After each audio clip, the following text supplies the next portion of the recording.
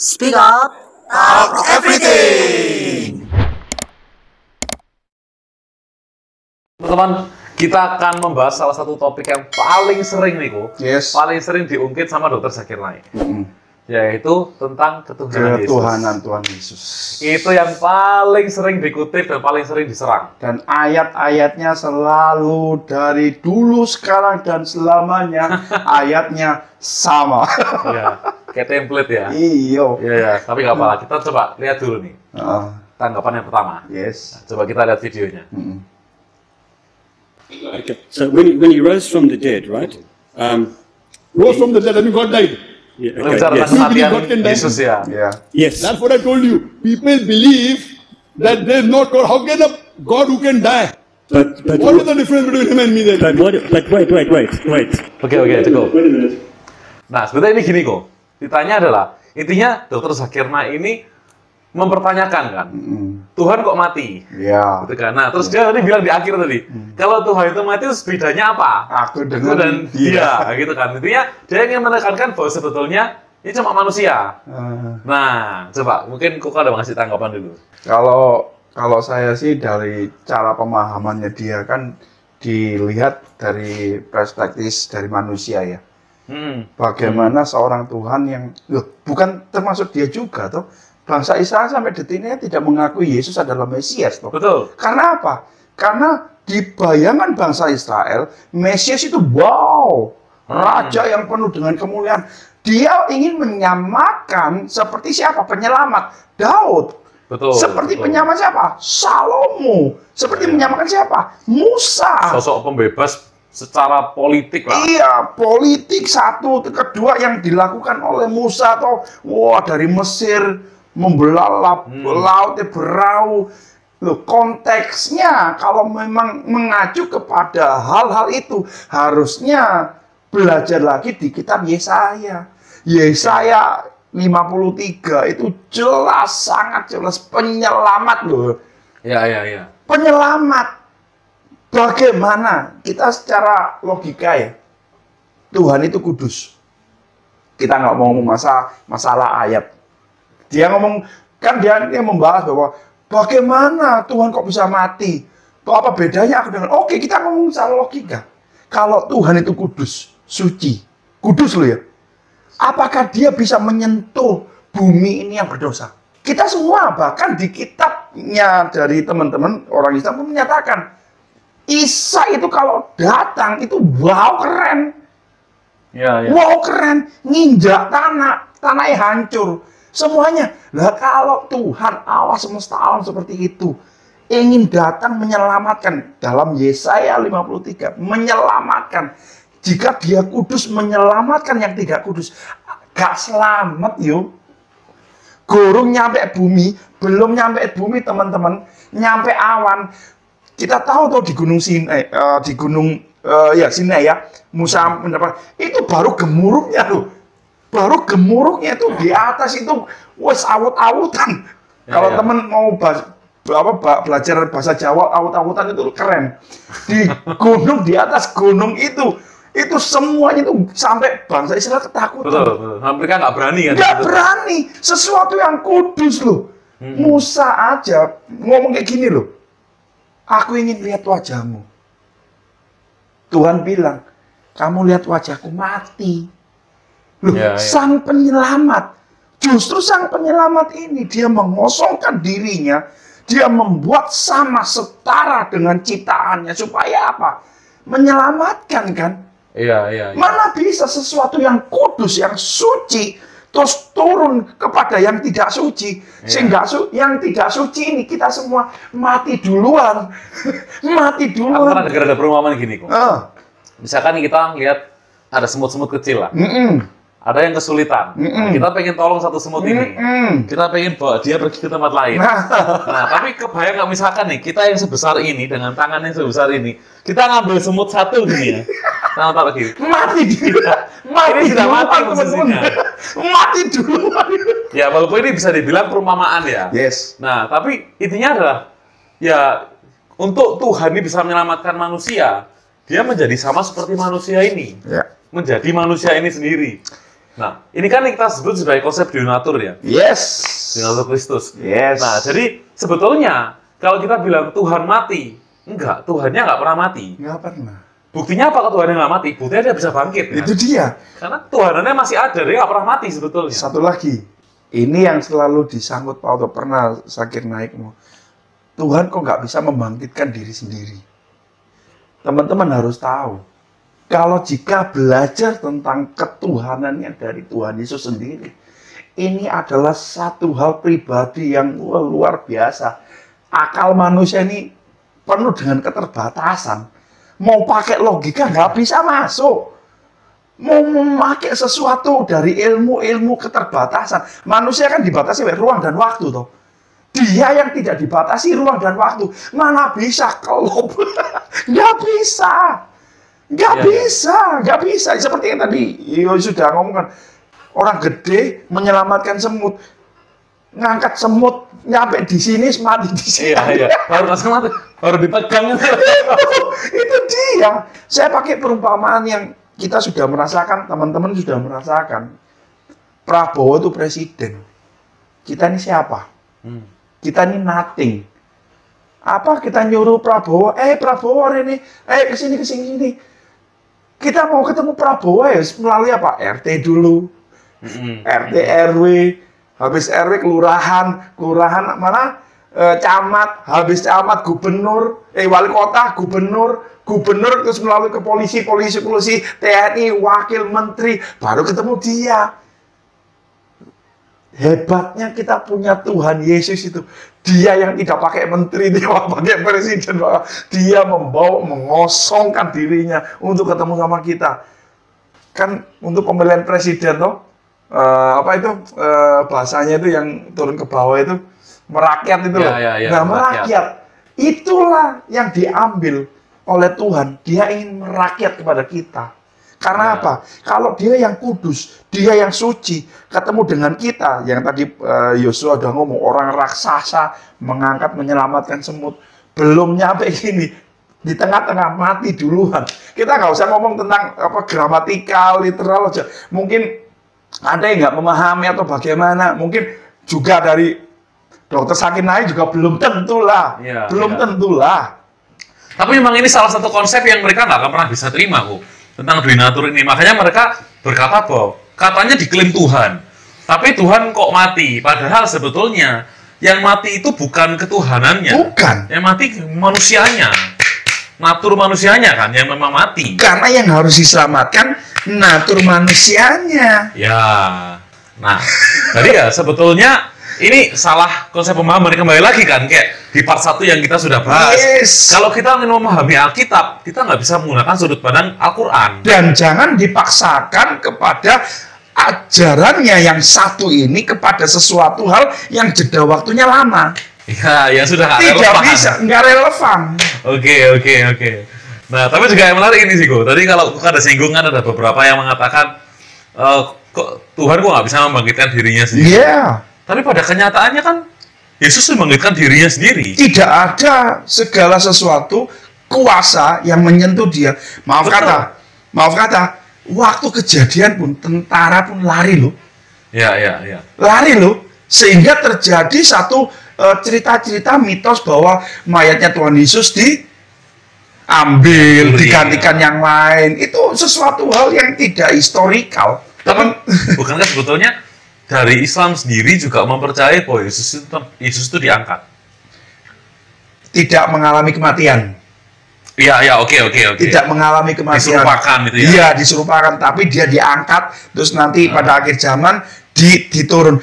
Itu aja sudah menyatakan kalau memang dia diangkat. Berarti orang yang diangkat itu apa? Dalam sampai detik ini, dalam pengajaran, apapun itu, orang yang diangkat loh ya, diangkat. Berarti orang kudus. Betul. Ya, orang kudus. Henok apa itu ya? Semua. Dalam apapun ajaran, kitab apapun, kalau orang yang diangkat langsung tanpa perantara, kalau Musa masih ada perantara. Betul. Elia kereta. Ya. Henok didampingi, ini sendiri. Kalau memang dipercaya bahwa tidak mengalami kematian, dia naik. berarti itu secara nggak langsung mengakui dalam keadaan manusia, dia diangkat menjadi kudus. Menjadi kudus, dan dia akan kembali. Kan gitu yang dipahami oleh teman-teman kita loh ya. Dipahami berarti dia orang kudus. Ada satu lagi sih kok. Ada satu pemahamannya kan sama antara Kristen dan Islam, bahwa yang mereka sebut sebagai Nabi Isa atau Yesus Kristus ini pada akhirnya di akhir zaman akan turun dan jadi hakim. Hakim Mereka loh ya. meyakini itu juga. Sama. Nah, jadi sebenarnya gini sih, nggak mungkin sosok yang hanya diakui sebagai utusan atau manusia ini Ya. diberikan kepercayaan segitu besarnya, Otoritas penuh otoritas untuk menghakimi semua. dari surga. Betul. Otoritas penuh yang dari surga, yang tidak ada seperti tadi, tidak ada perantara. Otomatis ketuhanannya dia hakim. Kalau di dalam bahasa yang di Indonesia kan hakim agung. Ya. Mahkamah agung. Agung itu artinya apa? Mutlak. Ya, mutlak tertinggi. Yang tertinggi. Otoritasnya tertinggi. Otoritas tertinggi. Pemilihan presiden waktu itu konflik di Mahkamah Agung. Iya, iya. Yang menentukan Mahkamah Agung. Waktu konflik, waktu yang itu kemarin yang wakil presiden, Ya, ya. yang masalah umur, yang menentukan siapa? Hakim Agung. Otomatis jika diakui hakim yang agung yang paling tinggi. Siapa yang derajat yang paling tinggi? Bukankah Ya, yang Yesus. maha kuasa? Kembali ke Yesus kan, pribadi Yes. Yesus. Jadi Iya. sebetulnya ini sudah menunjukkan bahwa Yesus tuh Diakui. nggak bisa dibilang manusia. Nggak bisa. Nggak bisa. Ini Nggak pasti bisa. dia punya otoritas dan sangat masuk akal kalau kita Iya. katakan Yesus ini adalah pribadi Tuhan itu. Iya. Makanya ini yang sering didebatkan, ini yang sering diungkit-ungkit. Kalau memang dari satu yang dipercaya itu, coba satu ini dicerna dulu. Ya. Dicerna dulu. Kalau memang utusan, kenapa seperti ini? 5W, 1H. Utusan, kenapa kok menjadi seperti ini? Di akhir zaman seperti ini. Kenapa seperti ini? Jangan menutup semuanya, wis pokoknya ini. Gak bisa, itu namanya bukan kebenaran. Ya sebetulnya lucu juga sih kok. Ada salah satu poin yang sempat kita sebutkan juga di video yang sebelumnya yang membahas tentang nubuatan Muhammad di Perjanjian Lama itu. Intinya nih gini, kalau kita bilang utusan, dari perspektif Islam selalu menganggap bahwa utusan itu berarti manusia. Nah, seakan-akan yang namanya utusan itu pasti derajatnya lebih rendah. Nah, tapi kan lucu, misalnya gini, Koko udah perlu sama aku, Koko minta tolong sama aku gitu ya, untuk melakukan satu hal. Bukan berarti Koko ini manusia, bukan berarti aku hewan kan? Enggak. Kita tetap sama-sama manusia kan? Teman-teman, yang kita bicarakan ini bukan mengacu kepada ajaran, tapi ini adalah cara perspektif menanggapi dari apa yang sudah dilontarkan kepada kami. Kita ingin memberitahu bahwa apa yang diartikan, apa yang dimaksud itu berbeda dengan yang kontekstualnya itu. Ya, intinya kita berusaha untuk cara berpikirnya lah. Iya, Cara menanggapinya. Karena apa? Kita selalu diserang dengan tanggapan-tanggapan seperti itu. Ya, nah, jadi intinya kalau kita bilang utusan itu bukan berarti yang diutus selalu derajatnya di bawah. Nah, Tapi bisa sederajat juga gitu loh. Musa kan diketahui dia itu wakilnya Tuhan loh. Dia itu sesuatu hal yang dimana bangsa Israel semua memuja-muja sampai detik ini. Itu apakah derajatnya rendah? Tidak. Oke. Tidak. Ya intinya nggak masuk akal kalau dikatakan namanya utusan itu pasti manusia. Utusan Tuhan pasti manusia. Tentu bisa juga sebetulnya kalau Tuhan mengutus pribadi Tuhan ya bisa juga. Karena mereka itu selalu mengacu pada ayat yang itu, bahwa Bapa itu mengutus aku. Ya. Tapi konteksnya dari Bapa mengutus aku itu bukan mengacu pada sesuatu yang di atas, bahwa aku ini bawahan. Tidak. Itu. Jadi teman-teman harus belajar dari sejarahnya, kebudayaannya dari Israel itu sendiri. Definisinya itu bahwa menyatakan apa? Karena sampai detik ini mereka waktu menyebutkan masalah Tuhan selalu Adonai. Bukan langsung menyebutkan loh, enggak, tidak. Karena bagi dia itu kata yang kudus. Aku adalah aku, itu kudus. Enggak bisa teman-teman. budaya Israel kita masukkan kepada budaya Indonesia. Budaya Indonesia dimasukkan kepada budaya bangsa-bangsa yang lain. Tidak bisa. Tapi dipaksakan selalu hal itu. Nah, itulah penyakitnya manusia. Intinya kalau kita mau memahami satu konteks tertentu, kita harus ikut cara berpikirnya mereka. Iya. Bukan cara berpikirnya kita kan. Iya. Relevan juga. Semuanya. Budaya, sejarah, perilaku, pendidikan, semuanya. Oke. Nah, kadang-kadang yang perlu kita ketahui teman-teman, sering kali Alkitab ini dibaca, dipahami, tapi tidak mengikuti dari aturan-aturan dalam mempelajari. Sekali lagi, Alkitab ini sering dibaca, dipahami, tapi tidak selalu dan tidak mengikuti dari aturan-aturan dalam mempelajari. Contohnya budayanya. Ya, bahasa aslinya, terus cara hidupnya. Kita lanjutkan lagi nih, kok. Ini video berikutnya ini adalah si penanyanya ini, dia ini menggunakan teks ketika Thomas itu mengklaim ya Tuhanku dan Allah. Nah, tapi ini lucu. Nanti kita lihat tanggapannya dari Dr. Zakir Naik ini seperti apa. Ya, nah itu. Nah ini nih, coba kita tonton sama-sama.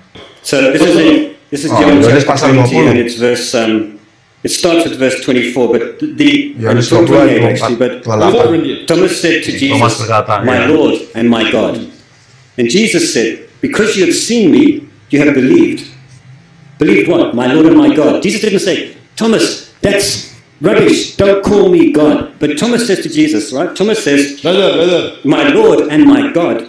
Then Jesus told him, "Because you've seen me, reaksinya dari Dr. Zakir not seen." langsung mau seakan-akan itu mengkontrol. Doesn't say context. Read the context. You are quoting out of context. Okay. Gospel of John, Ini kok dia penjawab yang baik, cuma dia bukan pendengar yang baik.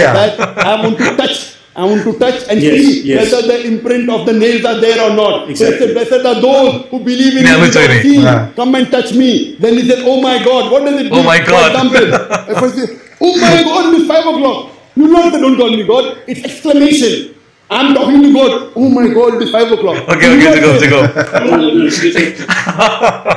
Ini sebenarnya lucu ya, karena di sini kan teksnya ini kan Thomas. Sebetulnya kalau kita dari bahasa aslinya, Thomas sedang mengakui. Iya. Mengakui statusnya dari Yesus ini pribadinya. Dan tidak lihat jam ya. Ya. Jadi intinya Thomas sebenarnya menyatakan. Iya. Bahwa engkau Tuhanku, engkau kekagumannya. Betul, kekaguman. Iya. Terus ternyata itu adalah real terjadi. Dan, bukan. Iya. Tapi bagus aku. Dari si penanya tadi dia tuh bilang gini. Ketika si Thomas ini mengakui, sedang menyatakan tentang Yesus, Yesus ini nggak menolak. Dia tidak menolak penyembahan itu. Dan itu dianggap itu sesuatu pengakuan loh. Seperti waktu Petrus. Petrus, siapa aku ini? Betul. Itu kan.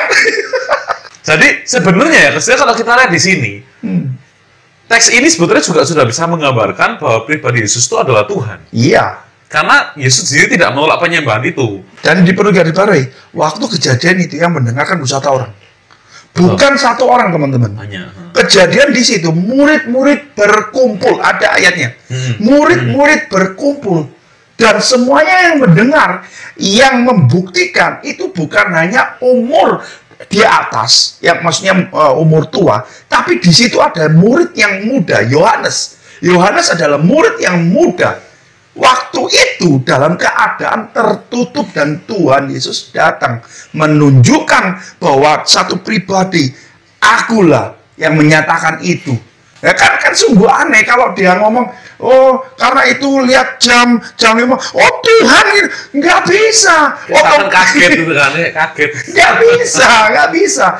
Karena teman-teman perlu diketahui, 4 Injil termasuk dari Rasul Paulus, semua kitab-kitab itu tidak ada menyangkal, tidak ada mengkonter, tidak ada yang membawa kepada sesuatu yang bertentangan bahwa Tuhan Yesus bukan Tuhan. Semuanya itu menyatakan Tuhan Yesus itu adalah Tuhan. Sampai pun kitab yang terakhir, kitab Wahyu, atau di kitab-kitabnya Rasul Paulus semua menyatakan Yesus itu adalah Tuhan. Kenapa? Kalau memang pada waktu itu Thomas menyatakan bahwa terus ternyata itu hanya oh karena kesandung, karena lihat jam, oh itu Tuhan, otomatis semua kitab Injil semua itu akan mengcounter bahwa Thomas itu berbohong. Benar tidak? Betul, betul. Dan ini juga ini kok. Kalau kita lihat di kitab Daniel, Ya. waktu malaikat memberikan Yes. penglihatan itu, Gabriel. ya, Ya. Daniel ini kan sempat menyembah. Yes. Dan malaikat tuh sangat terang-terangan menolak. Ya. Nah, jadi intinya malaikat pun tahu diri gitu loh. Waktu Rasul Yohanes juga waktu di kitab Wahyu Betul, betul. menyatakan kebesaran terus akhirnya menumbuhkan, jangan, aku ini sama seperti kamu, hamba. Betul. Ya itu kan menyatakan kalau seorang suruhan utusan Harusnya seperti itu. harusnya seperti itu, menyatakan atau melihat atau merasakan satu kejadian itu sesuatu yang kudus, terus dia mau nyembah. Kalau dia bukan Tuhan, nggak mungkin. Ya udah, kalau nggak itu orang sombong. Iya, iya. orang sombong itu Tapi juga kita nggak bisa katakan Yesus sombong. Kenapa? nggak bisa. Karena dari kitab Injil kita tahu bagaimana kehidupan Yesus. Dan Itu sama dia. sekali tidak mencerminkan adanya kesombongan. Tidak ada, dan itu menyatakan satu pengakuan. Betul. Beda. Jangan sembah aku, jangan, nggak, kita ini sama dengan ini. Iya, benar. Beda. Jadi secara nggak langsung juga ini menunjukkan bahwa Yesus adalah Tuhan. Dan nggak bisa dibilang juga bahwa penafsirannya adalah penafsiran kaget ya. Teman-teman, waktu kita ketemu dengan Prabowo, dengan teman-teman ketemu saya, pasti beda, teman-teman. Teman-teman ketemu saya, bro, WhatsApp bro, ketemu Prabowo, tidak, hormat Pak. Iya, iya, iya. Beda, terus Prabowo, jangan, beda. Pengakuan lah di situ. Iya, satu jabatan yang tidak bisa diganggu gugat, pasti ada satu tingkatan yang berbeda. Pasti ada satu tingkat yang berbeda. Sampai kalau kita sama-sama gini, saya gini sama Yosua, mungkin saya dibilang gini, saudara. Iya, iya. Teman-teman, gak bisa. Makanya kenapa waktu Thomas sama Petrus ngomong seperti itu, dan tidak ada satu penyangkalan, baik dari Tuhan Yesus sendiri, baik dari semuanya rasul-rasul, semuanya murid-murid di situ. Saya percaya loh, kan kita tahu murid Tuhan Yesus kan bukannya 12 toh. Iya. Apakah di situ 12? Tidak ada loh menyatakan Ya, ada. murid-murid berkumpul, berarti lebih dari 12. Ya, Saya percaya itu, dan tidak ada satu penyangkalan. Gak mungkin lah, terus tiba-tiba, Thomas, kamu ngomong Tuhan itu gara-gara kamu lihat jam. Waduh, tobat. Ya, ya. Tapi ada juga yang menarik tuh. Sebetulnya kalau kita perpanjang gini ya, tadi itu si penanya itu ada sempat gini, bilang kalau misalkan itu memang latah, bukankah itu juga penistaan? Karena dia sedang menyebutkan nama Tuhan dengan sembarangan. Loh, Pada akhirnya. makanya itu teman-teman harus tahu, historikalnya Israel itu nggak sama seperti kita. Mereka tuh kata per kata, koma, semua itu detail. Apa itu kata dari pribadi, apa itu kata dari perkataannya, itu nggak segampang apa yang kita cerna Iya. bahasa Indonesia, bahasa Inggris. Enggak. Jadi- Apalagi budayanya, toh. Betul. Makanya kalau kita simpulkan ini sebagai latah, oh my god, atau apa, saya rasa ini penafsirannya dangkal sekali.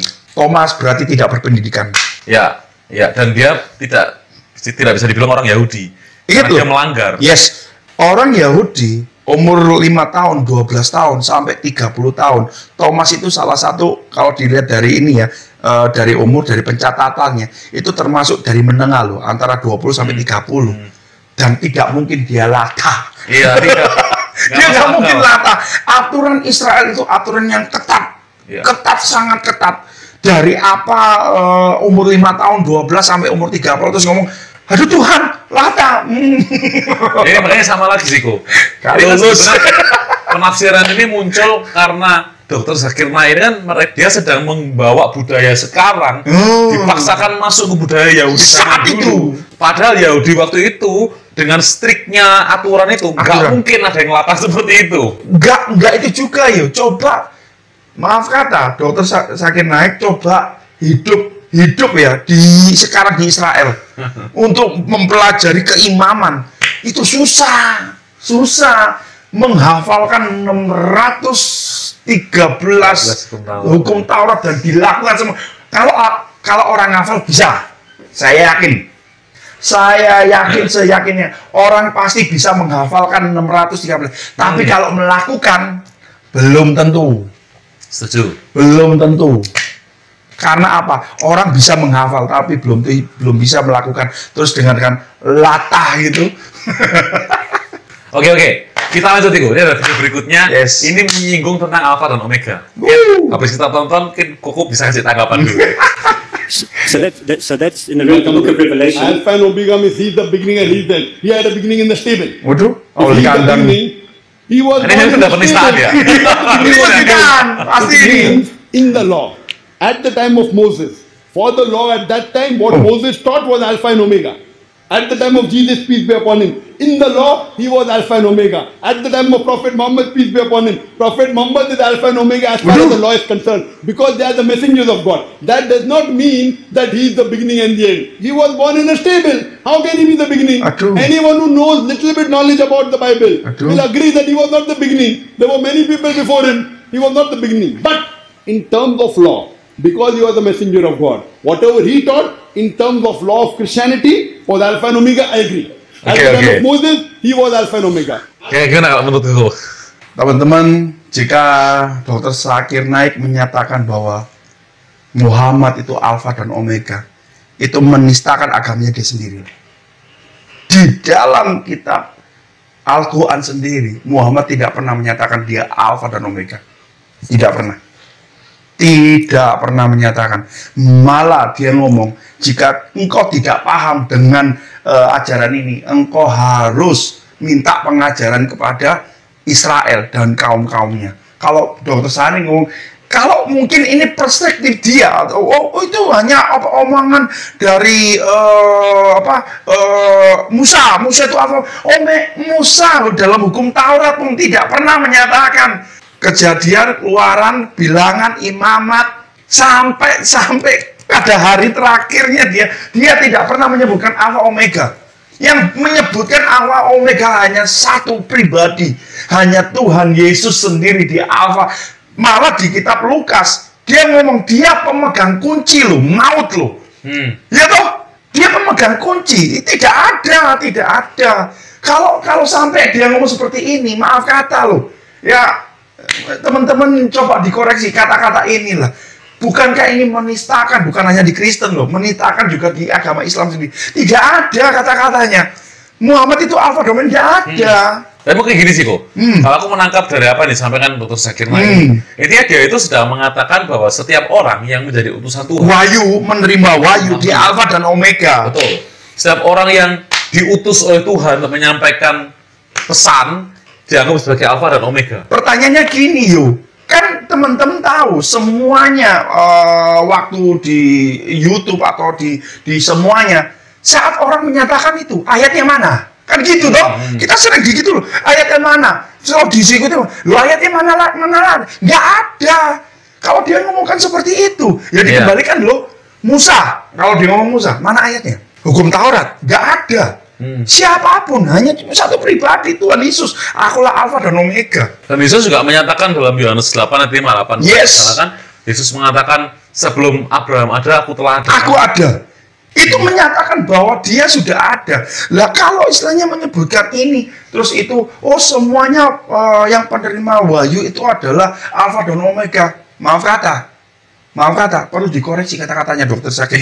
Iya, dasarnya dari mana? Dasarnya mana? Kalau dia berani ngomong kayak gitu, caranya dia dokter. Iya. Dia mengerti, dia membaca semua. Kalau dia ngomong seperti ini, maaf kata, berarti dia tidak konsisten dengan kata-katanya. Ya, tapi sebenarnya itu yang tak pertanyakan sih, kok.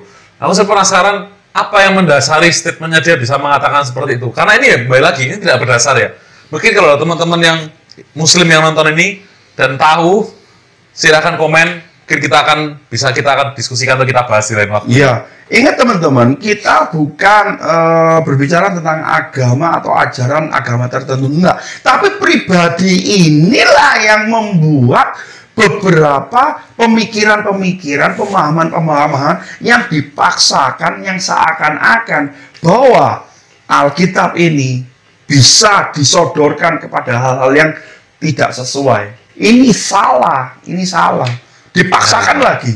Dan kembali lagi, sebetulnya kan kalau kita mau melihat dari konteksnya, Alpha dan Omega ini kan bicara tentang kekekalan kan. Iya. Sifat Kristus yang adalah Tuhan ini yang memang ada dari sejak awal penciptaan dan bahkan sebelum penciptaan sampai kepada akhir. Iya. Terusnya akan tetap itu ada. dia. Teman-teman perlu tahu bahwa saat Tuhan Yesus dalam proses dia menunjukkan dia Alpha dan Omega dalam pencatatannya, yang mencatat itu Rasul terakhir Rasul Yohanes. Ya. Dan Rasul Yohanes sendiri pun itu melihat, yaitu dia menulis Injil Yohanes.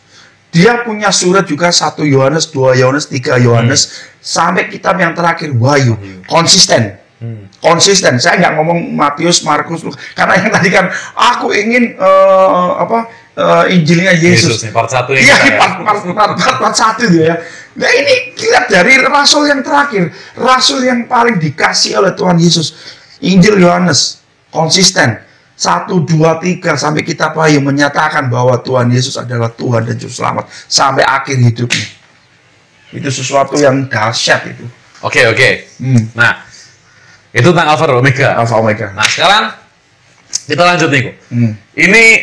Ini sebenarnya lucu, mungkin nanti kita akan sedikit menanggapi juga kok tentang gaya apologet. Wah, ini yang kita tunggu-tunggu.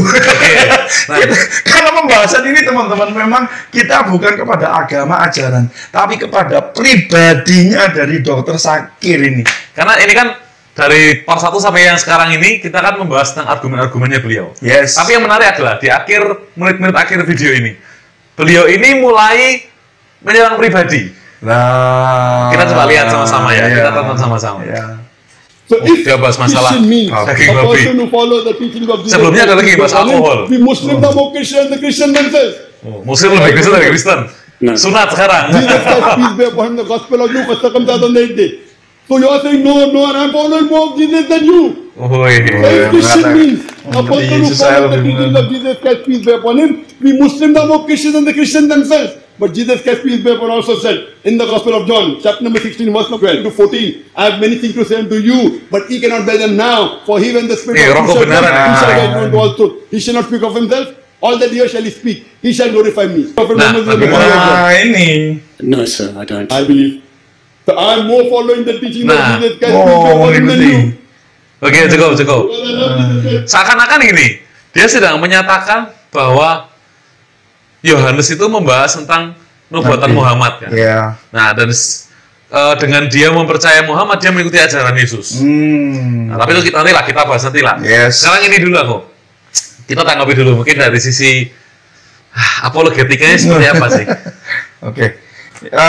Ini yang saya tunggu yuk dari pembahasan ini. Dari kurang lebih hampir semenjak dia keliling ya. Keliling. Saya itu mencari tahu apologet yang benar itu bagaimana sih. Sampai saya tanya beberapa dosen-dosen yang itu juga yang bersangkutan ya. Yang pertama, yang teman-teman harus tahu, apologet yang benar berdasarkan kebenaran fakta-fakta sejarah, saksi, bukti otentik yang dari sumber yang dekat dengan kasus atau kejadian.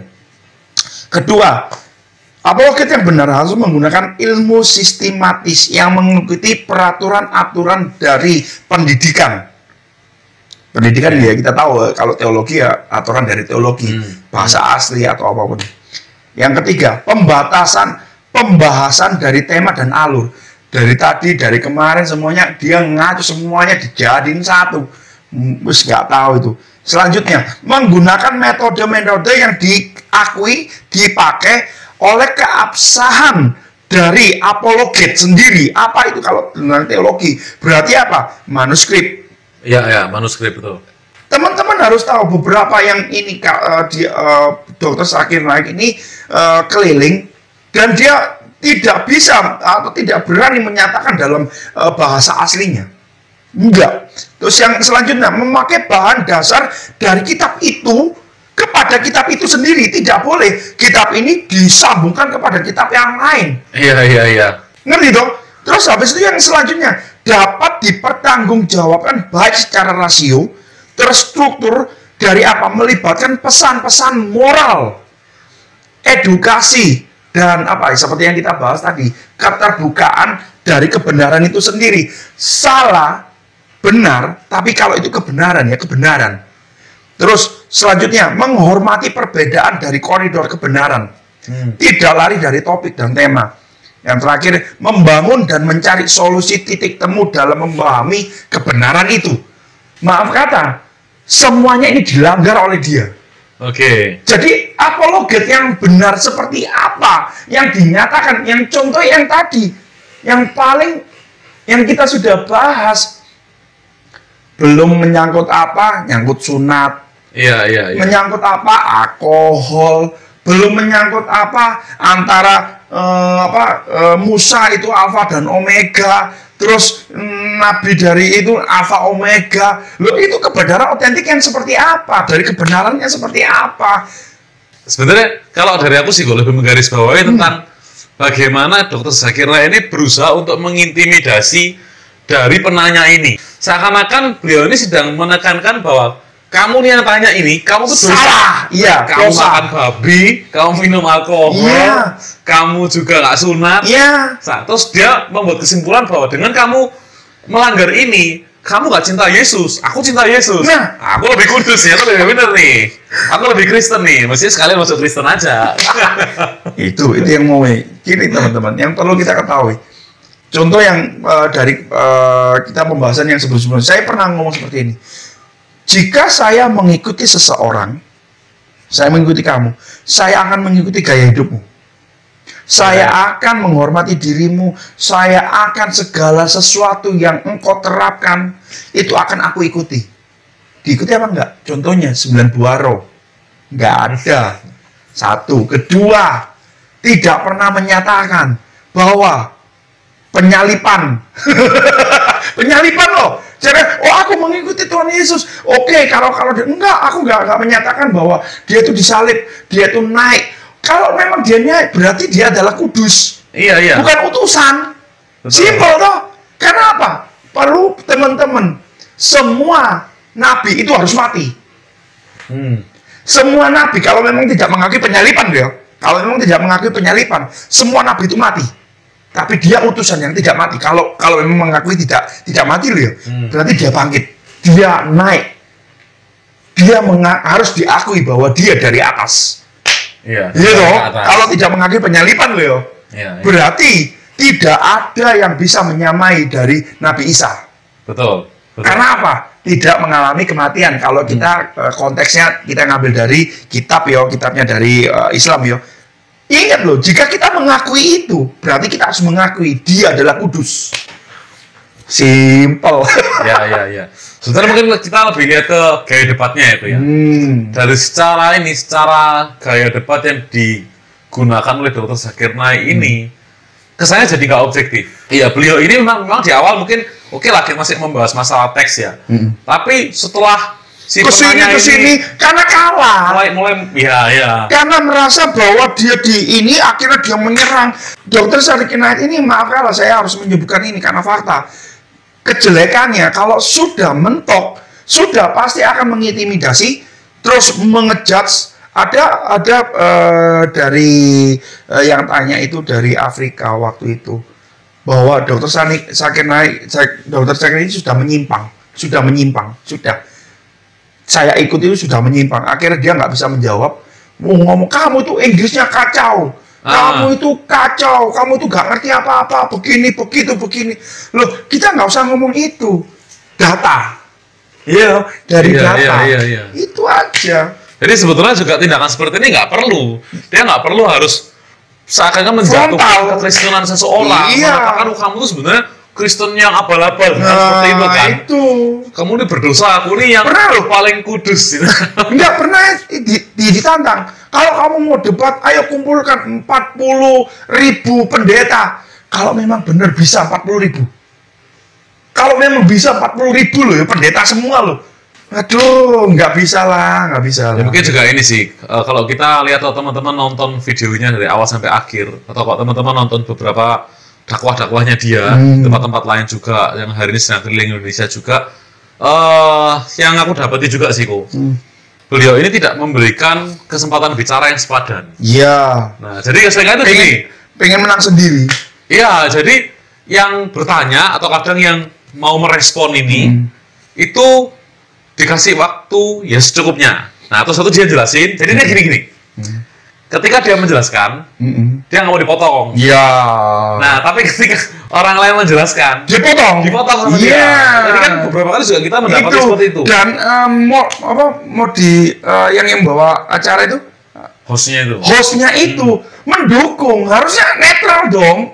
Netral, harusnya sifatnya kesempatan. Iya, netral. Kalau memang nggak mau dipotong, jangan dipotong. Kalau dipotong terus ngamuk, ya itu bukan moderator yang baik. Kalau aku bilang ya posisinya ya memang ya itulah guys. Susah dia ngomongnya. Oke, yang terakhir nih kok. Kita tanggapi masalah tadi yang dia menyampaikan nubuatan Muhammad di perjanjian baru tadi kok. Sebenarnya simpelnya gini sih kok. Kalau misalkan dikatakan tadi dalam Yohanes yang roh kebenaran tadi ya, itu kan konteksnya Yesus sedang ngomong sama murid-murid kan. Yes. Dia ngomong dengan murid-murid dan dikatakan bahwa kamu mengenalnya. Kan gitu. Nah, sekarang pertanyaan sebenarnya simpel sih. Yes. Kita tanya Petrus, Yohanes, Yakobus, siapapun lah murid-murid Yesus. Ya. Nggak ada yang kenal Muhammad sepertinya. Kan jarak waktunya terlalu jauh ya. 600. Nah, terus gimana caranya mereka kenal? Kalau itu memang dibilang sebagai nubuatan Muhammad, saya rasa terlalu jauh. Terlalu jauh dan terlalu maksa untuk nubuatannya. Kalau saya sendiri ada salah satu YouTuber, sebelum ini saya lihat YouTuber itu mengangkat dua video. Video pertama adalah dari salah satu yang mencanangkan program itu, saya ini inisial ya, DT ya, DT yang mengundang dari Dr. Zakir ini ya. Ternyata yang DT ini pernah mengungkap bahwa dia ngomong tidak ada ayat di Alkitab yang pernah mengungkapkan atau mencanangkan atau pentafsirannya pun jika dipaksakan jika itu adalah Muhammad, itu berbeda tafsiran. Dia pun ngomong sendiri loh. Terus dia mengundang orang yang meyakinkan bahwa Muhammad ini sudah dinubuatkan di Alkitab. Nah, ini dua video yang saling bertentangan. Dua orang, dan orang ini yang membuat acara ini. Itu bagaimana? Wis kita nggak usah ngomong sing lain Wis gitu aja. Simple sih kalau kita lihat dari teks Alkitabnya aja itu sebenarnya sudah sangat menunjukkan bahwa itu bukan Muhammad. Tidak ada. Dan simpelnya kalau ada teks yang mengatakan juga seperti ini kan, ia akan menyertai kamu selama-lamanya. Mereka selalu menyebutkan translate-nya atau penterjemah secara Aramik, Tapi kalau secara Aramik, saya melihat dari Dr. Bambang Nursena itu berbeda. Bambang Nursena menyatakan bahwa dalam bahasa Aramik itu bukan ke arah Muhammad. Ya tetap aja bukan ya sebetulnya. Ya ini penafsiran yang memaksakan lah. Iya. Ya kembali lagi ke teks yang mengatakan yang tadi, ia akan menyertai kamu selama-lamanya. Pendodopisasi toh? Ya Muhammad ini kan juga manusia. Dia nggak mungkin selama-lamanya. Garis bawah selama-lamanya. Iya nggak mungkin. Nggak mati. Nah, artinya ini pun juga sudah meninggal. Yes. Nah seperti itu. Jadi ya intinya kita sudah bisa lihat lah dari teksnya pun juga menyebutkan bahwa itu pasti bukan Muhammad. Yes. Itu ya. Jadi teman-teman kalau mungkin ada yang mengatakan bahwa Nabi Muhammad itu dinubuatkan entah itu di PL atau itu di PB, sebetulnya ya pelajari dulu. Pelajari dulu karena faktanya tidak ada. Memang. Jadi itu adalah teks yang memaksakan. Yes. Mungkin ada yang mau disampaikan terakhir, Bu? Ya. Kalau dari tanggapan ini teman-teman, sekali lagi kami menanggapi dari pribadi dari Dr. Zakir Naik, yaitu adalah secara berapologet dan secara menanggapi dari kontekstual dari ayat, saat juga menanggapi dari pertanyaan. Harusnya jangan seperti itu. Kalau mau menanggapi, kalau dia memakai ayat di Alkitab, tanggapilah dari pakai ayat Alkitab. Dengan pemikiran di Alkitab. Dan budaya di Alkitab itu sendiri.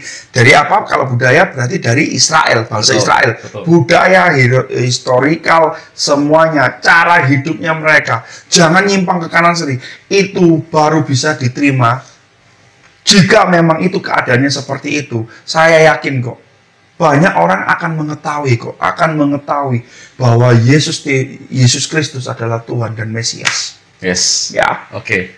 Nah, begitu aja ya, Ko. Yes. Buat teman-teman, kalau mungkin ada teman-teman entah dari Kristen ataupun dari teman-teman yang Muslim yang mau berkomentar atau mau menanggapi sesuatu, Monggo. silakan diketik di kolom komentar. Silakan. Kita harus bersama-sama di sana. Ya. Oke. Thank you. God bless. God bless.